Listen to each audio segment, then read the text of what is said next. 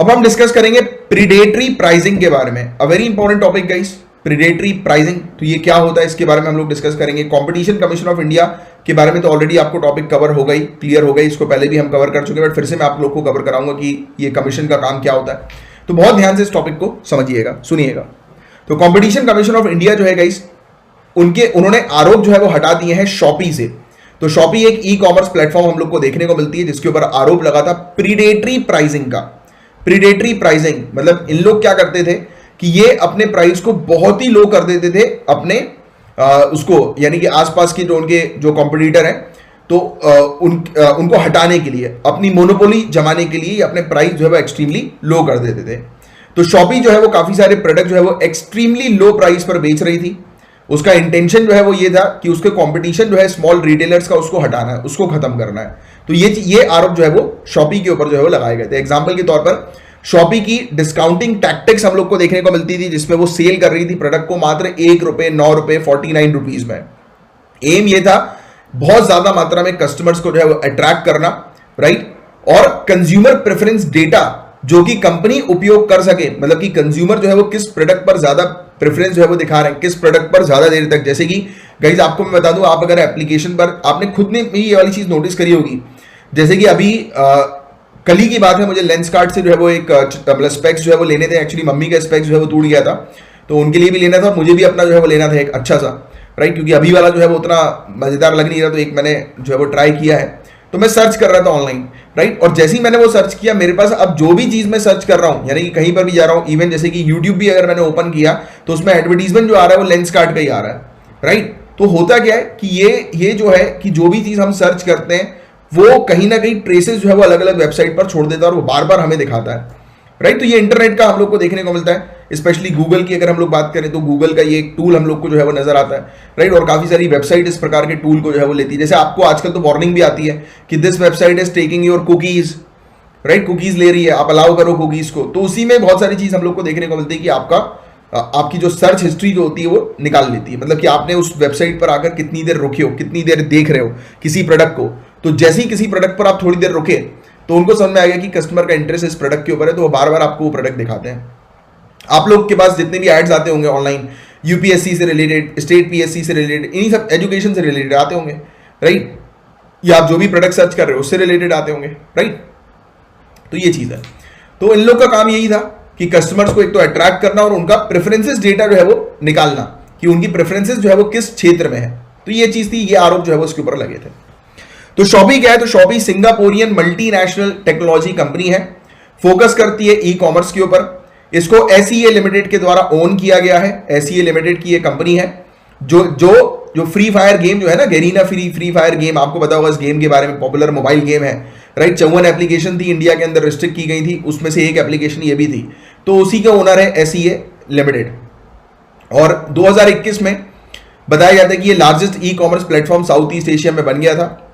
और अभी जो है वो शॉपी को के ऊपर कार्रवाई कंपटीशन कमीशन ऑफ इंडिया ने क्यों नहीं की, भारतीय प्रतिस्पर्धा आयोग ने क्यों इनके ऊपर कार्रवाई जो है वो नहीं की? तो शॉपी जो है वो एक सिग्निफिकेंट मार्केट पावर होल्ड नहीं करती, राइट, क्योंकि ये नई है, मार्केट में नई आई है, मार्केट में अभी इसने कदम जो है वो रखा है। तो ये चीज जो है वो उनका कहना था कि शॉपी जो है उसने इंडियन मार्केट के अंदर अभी नया कदम रखा है, तो वो उसकी इतनी अभी कस्टमर बेस नहीं है कि इसके ऊपर जो है वो इस प्रकार से कार्रवाई जो है वो की जाए। तो ये चीज हम लोग को देखने को मिली। बट आपसे एग्जाम में क्वेश्चन पूछा जाएगा कि प्रीडेटरी प्राइसिंग होती क्या है? तो प्रीडेटरी प्राइसिंग जो है वो एक इलीगल एक्ट है, एक इलीगल अवैध प्रक्रिया हमें देखने को मिलती है, जिसके माध्यम से प्राइस जो होते हैं वो इतने कम कर दिए जाते हैं जिससे कि कंपटीशन को एलिमिनेट कर दिया जाए।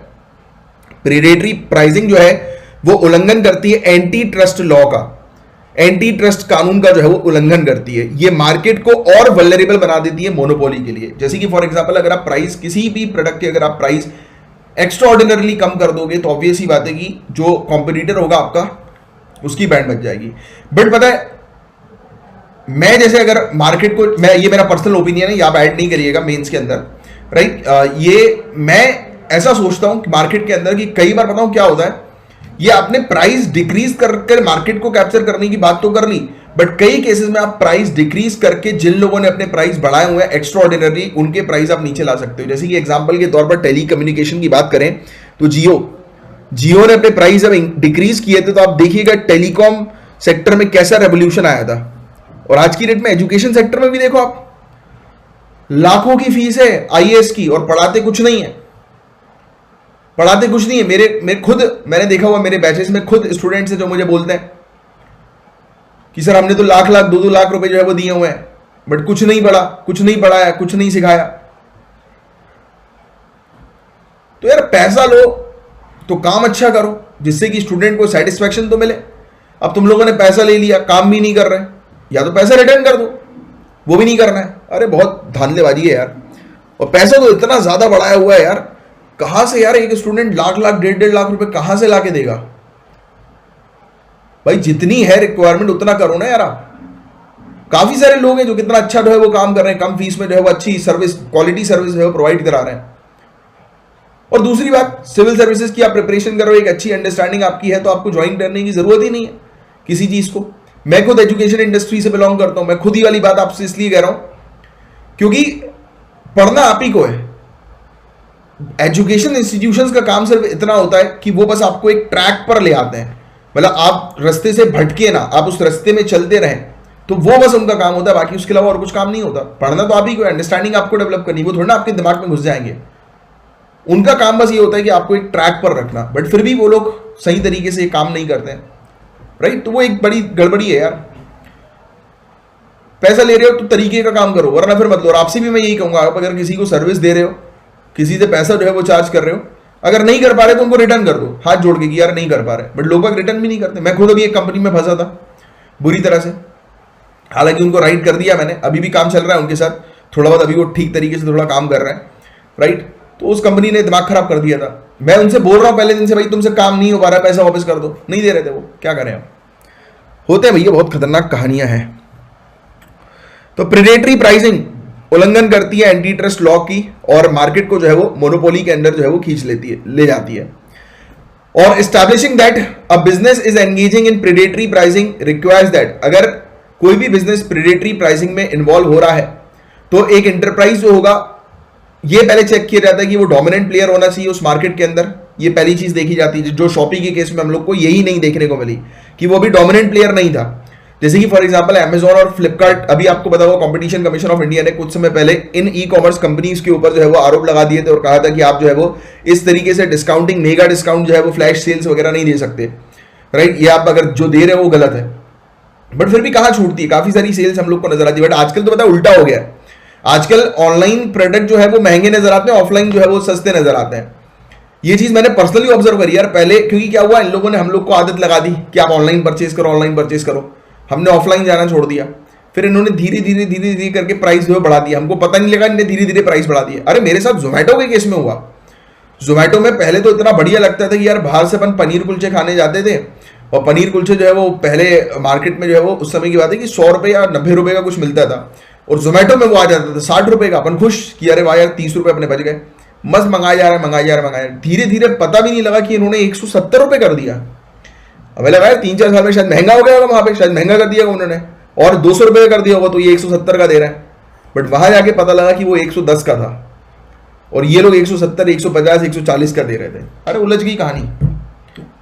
तो अवेयर रहो, खुले दिमाग को रखो। तो डोमिनेंट प्लेयर होना बहुत जरूरी है, राइट? और उसके गुड्स और उसकी सर्विस जो होनी चाहिए मार्केट प्राइस से कम होनी चाहिए, राइट? और सब tactics are being used with intention to eliminate competition. कुछ ये टैक्टिक्स का इस्तेमाल कर रहे हैं कंपटीशन को हटाने के लिए, खत्म करने के लिए, राइट? तो ये सब चीजें देखी जाती है। इन सब चीजों को देखकर ये पता लगाया जाता है कि प्रेडेटरी प्राइसिंग में वो पर्टिकुलर कंपनी इन्वॉल्व है या नहीं है। अब बात करते हैं कंपटीशन कमीशन ऑफ इंडिया की। तो ये एक स्टैट्यूटरी बॉडी है। किस बॉडी को हम लोग स्टैट्यूटरी बॉडी बोलते हैं? वो बॉडी जो किसी कानून के तहत बनाई गई हो, और इसे स्टैब्लिश किया गया है कंपटीशन एक्ट 2002 के तहत। इसमें चेयरमैन होते हैं, मेंबर होते हैं, जिसको सेंट्रल गवर्नमेंट जो है वो अपॉइंट करती है। इसके फंक्शंस की बात करें तो कोई भी मार्केट के अंदर ऐसी कुछ प्रैक्टिस चल रही है जो कि कंपटीशन को एलिमिनेट करने का काम कर रही है, तो ऐसी प्रैक्टिस को खत्म करने के लिए ये काम करती है। कंज्यूमर के इंटरेस्ट को प्रोटेक्ट करने के लिए काम करती है, और ट्रेड जो है, व्यापार जो है वो फ्री फ्लो तरीके से हो, कंडक्ट हो, तो इस पर ये फोकस करती है, काम करती है। ये कमीशन की बात करें गाइस तो एडवाइस भी देती है, अगर कंपटीशन से रिलेटेड मुद्दे से रिलेटेड इनसे एडवाइस अगर मांगी जा रही है, पूछा जा रहा है इनसे स्टेट अथॉरिटी के द्वारा, तो ये उनको एडवाइस भी जो है वो देती है। कंपटीशन की स्पिरिट बरकरार रहे इस पर ये काम करती है, एडवाइस देती है। पब्लिक के बीच में अवेयरनेस करने का काम करती है, ट्रेनिंग करने का काम करती है, ट्रेन करती है जिससे कंपटीशन जो है वो हेल्दी तरीके से चले। और कंपटीशन एक्ट की बात करें तो monopolies and restrictive trade practice act 1969 एक आया था, MRTP एक्ट। इसको हटा दिया गया, रिप्लेस कर दिया गया कंपटीशन एक्ट 2002 से। और किसके रिकमेंडेशन के आधार पर? तो राघवन कमेटी के रिकमेंडेशन के आधार पर। और कंपटीशन एक्ट 2002 की बात करें गाइस तो इसे अमेंड किया गया है कंपटीशन अमेंडमेंट एक्ट 2007 के तहत, और जिसके तहत प्रोहिबिट कर दिया गया है, बैन कर दिया गया है एंटी कॉम्पिटेटिव एग्रीमेंट। तो ऐसा कोई एग्रीमेंट नहीं करना। कुछ लोग होते हैं, कुछ कंपनी की, हमने तो एग्रीमेंट किया कि हम प्राइस जो है वो कम करेंगे, भाड़ में जाओ। इन्होंने बोला कि कोई एग्रीमेंट से भी आप जो है वो नहीं कर सकते हो, एग्रीमेंट करके भी किसी एग्रीमेंट के तहत भी आप ऐसी प्रैक्टिस में इन्वॉल्व नहीं होगे, राइट। डोमिनेंट पोजीशन को अब्यूज कर रहा है अगर कोई व्यक्ति, यानी कि किसी व्यक्ति की जो अगर पोजीशन है, यानी कि किसी व्यक्ति के पास एक बहुत लार्ज मार्केट है और वो अपनी पोजीशन का अगर गलत इस्तेमाल कर रहा है, इन्फ्लुएंस गलत तरीके से कर रहा है पब्लिक को, राइट, तो भी उसके खिलाफ जो है वो कार्रवाई हो सकती है, उस इंटरप्राइज के खिलाफ कार्रवाई हो सकती है। तो ये सब चीजें हैं इसमें हम लोग को देखने को मिलती है जो इंडिया के अंदर कंपटीशन पर एडवर्स इफेक्ट कर रही है, तो उस पर जो है वो काम करती है competition commission of India, right. तो ये था पूरा ओवरऑल टॉपिक गाइस, जिसकी एक आपको अच्छी अंडरस्टैंडिंग होनी चाहिए। उम्मीद करता हूं कि ये पूरा टॉपिक क्रिस्टल क्लियर तरीके से आपको समझ में आ गया होगा।